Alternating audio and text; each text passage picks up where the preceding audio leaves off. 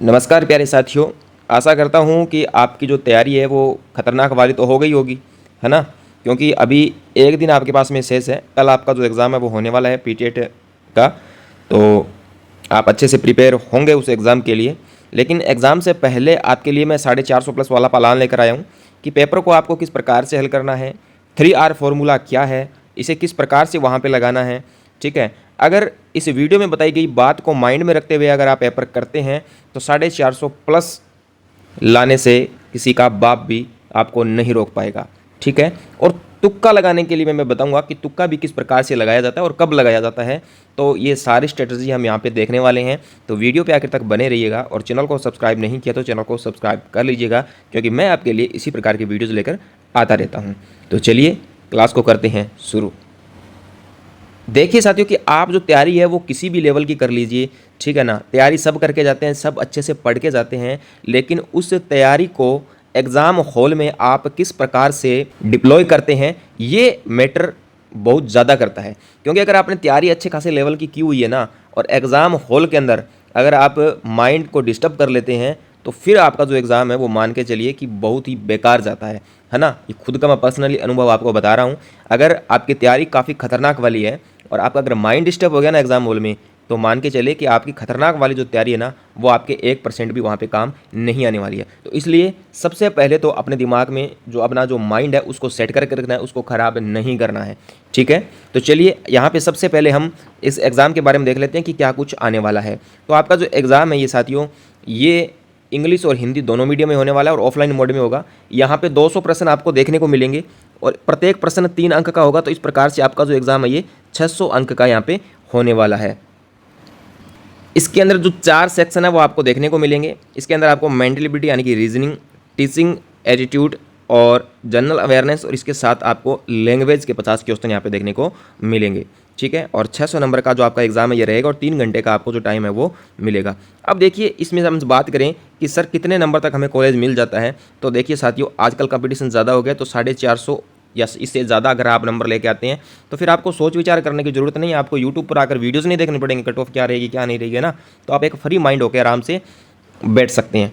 ठीक है, तो अब बात करते हैं अपने 3R फॉर्मूला के ऊपर कि जो ये 3R फॉर्मूला है ये क्या चीज़ है। तो साथियों ये है पेपर को हल करने का तरीका कि सबसे पहले आपको क्या हल करना है, किस प्रकार से पेपर को मैनेज करना है, किस प्रकार को वहाँ पे टाइम को मैनेज करना है ना। एग्जाम में सिर्फ यही होता है कि आप पेपर के साथ साथ अपने टाइम को जो मैनेज कर लेते हैं तो आपका जो एग्ज़ाम है वो काफ़ी अच्छा जाता है।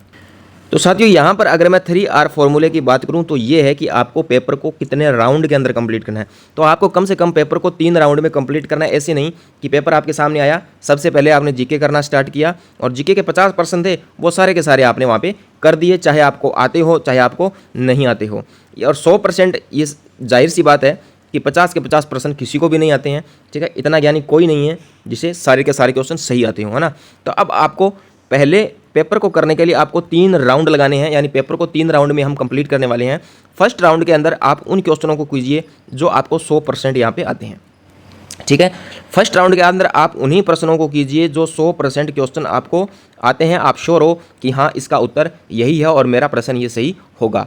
उसके बाद हम लेंगे यहाँ पे सेकेंड राउंड। सेकेंड राउंड में आप उन प्रश्नों को यहाँ पे कीजिए जिन प्रश्नों के 2 ऑप्शन में आपको डाउट है। ठीक है, 2 ऑप्शन में आपको डाउट है। अब देखिए आपने 100% जो आपको आता था आपने वो कर लिया, आपने उन प्रश्नों को कर लिया जिसमें आपको 2 ऑप्शन के अंदर डाउट था। ठीक है, अब बचा कौन सा, अब साथियों वो प्रश्न हमारे पास में बच के तीसरे राउंड के लिए जिसके अंदर हमें कुछ भी नहीं आता है। अब यहाँ पे बारी आती है तुक्का लगाने की। तो अब देखिए तुक्का किस प्रकार से आपको लगाना है। तो तुक्का लगाने के लिए कुछ विद्यार्थी तो आंख बंद करके और किसी अपने देवी देवता का नाम लेके उसके ऊपर उंगली रखते हैं ना, तो ऐसे तुक्का हमें नहीं लगाना। तुक्का भी हमें बड़े दिमाग से लगाना है साथियों। दिमाग से कैसे लगाएंगे, तो जब आपने राउंड फर्स्ट लिया और राउंड सेकंड लिया, ये 2 राउंड लगाने के बाद आप अपनी ओएमआर शीट कंप्लीट कर लीजिए। ठीक है, ओएमआर शीट में भर लीजिए। अब इन दोनों राउंड की ओएमआर शीट को आप देखिए कि सबसे ज़्यादा जो आंसर है वो किस ऑप्शन के अंदर सेट बैठ रहा है ना। 4 ऑप्शन होते हैं A B C D, है ना। तो इन ABCD में से आप ये देखिए कि हमने जो 2 राउंड लगाए थे, एक तो वो राउंड जिसमें हमें 100% क्वेश्चन आते हमने वो किए, दूसरा राउंड हमारा वो जिसमें हमें 2 ऑप्शन के अंदर डाउट था, और हमने ये सारे दोनों राउंड पूरा करके और अपनी OMR शीट को फिल कर लिया। अब हमारे पास में साथियों वो प्रश्न बच गए हैं जिनके अंदर हमें कुछ भी अता पता नहीं है, किसी भी प्रश्न का हाथ पैर भी हमें पता नहीं है। अब उनको हल करना, और अब जाहिर सी बात है उसमें हम तुक्का लगाएंगे क्योंकि नेगेटिव मार्किंग है नहीं, ठीक है। तो अब आप उस OMR शीट को चेक कीजिए और देखिए कि जब आपने वो 2 राउंड लिए उनके अंदर ज़्यादा आंसर जो सही वाले ऑप्शन है वो कौन से हैं। भाई A ऑप्शन ज़्यादा आ रहा है, B ऑप्शन ज़्यादा आ रहा है, या C ऑप्शन या D ऑप्शन ज़्यादा आ रहा है। अगर A ऑप्शन की एक्यूरेसी ज़्यादा है तो जब आप तुक्का लगाए तो जितने प्रश्न आपको नहीं आते हैं उन सभी के अंदर A ऑप्शन भरते जाइए। अगर मान लीजिए आप 15 प्रश्न में से आपको ऐसे 15 प्रश्न जो नहीं आते हैं और उसमें आपने A ऑप्शन भरा है, ठीक है, जो मैंने पीछे बात बताई है उसको ध्यान में रखते हुए अगर आपने A ऑप्शन भरा है तो मान के चलिए 10 प्रश्न आपके यहाँ पे डेफिनेटली सही होंगे। और ये पर्सनली मेरा खुद का अनुभव है, काफ़ी बार एग्जाम में मैंने इस ट्रिक को अपनाया है और हालांकि एक्यूरेसी काफ़ी अच्छी रहती है। तो 90 से 95% यहाँ पे एक्यूरेसी रहती है कि आपका जो तुक्का है वो बिल्कुल सेट बैठ जाता है। अब बात करते हैं कि सबसे पहले आपको कौन सा सब्जेक्ट यहाँ पे हल करना है। तो देखिए कोई तो कहेगा आपको GK हल करो, कोई कहेगा आपको रीजनिंग हल करो, लेकिन मैं साथियों यहाँ पे वो कहता हूँ कि जो सब्जेक्ट आपको सबसे ज़्यादा आता है, जिस सब्जेक्ट में आपकी सबसे ज़्यादा पकड़ है, आप उस सब्जेक्ट को सबसे पहले करें। जिस सब्जेक्ट में आप सबसे ज़्यादा कमज़ोर हैं उसको आप सबसे लास्ट में रखें, क्योंकि जहाँ पे हम कमज़ोर हैं जाहिर सी बात है कि उसको हल करने में हमें थोड़ा टाइम ज़्यादा लग सकता है, और जिसमें हम तेज़ हैं, तरार हैं, तो उसको हल करने में हमें समय वो कम लगेगा। तो वीक सब्जेक्ट को आप लास्ट में रखें और जिसमें आपकी अच्छी पकड़ है उसको सबसे पहले रखें। इससे क्या होगा कि जो जिसमें आपकी पकड़ सबसे ज़्यादा है उसको अगर आप पहले करते हैं तो आपका जो वीक सब्जेक्ट है उसके लिए आप आराम से यहाँ पे जो टाइम है वो बता सकते हैं, एक ज़्यादा टाइम यहाँ पे आपके पास में बच सकता है। तो ये थी प्यारे बच्चों आज की स्ट्रेटजी, ठीक है। अगर आपको अच्छी लगी हो तो वीडियो को लाइक करें। इसके अलावा आपकी क्या राय है कमेंट बॉक्स में ज़रूर लिखें। जैसे आपका एग्ज़ाम होगा, एग्ज़ाम का हम एनालिसिस करेंगे, ठीक है, उसके बाद में हम देखेंगे, स्टूडेंट से पूछेंगे और उसके बाद आपके लिए कट ऑफ मार्क्स का वीडियो लेकर भी आएंगे। तो चैनल को सब्सक्राइब कर लीजिएगा, साथ में टेलीग्राम को भी ज्वाइन कर लीजिए, लिंक आपके वीडियो के डिस्क्रिप्शन में है। और आपके एग्ज़ाम्स के लिए आपको ढेर सारी शुभकामनाएं। आशा करता हूं कि आप सभी का जो एग्ज़ाम है वो काफ़ी अच्छा जाए। धन्यवाद।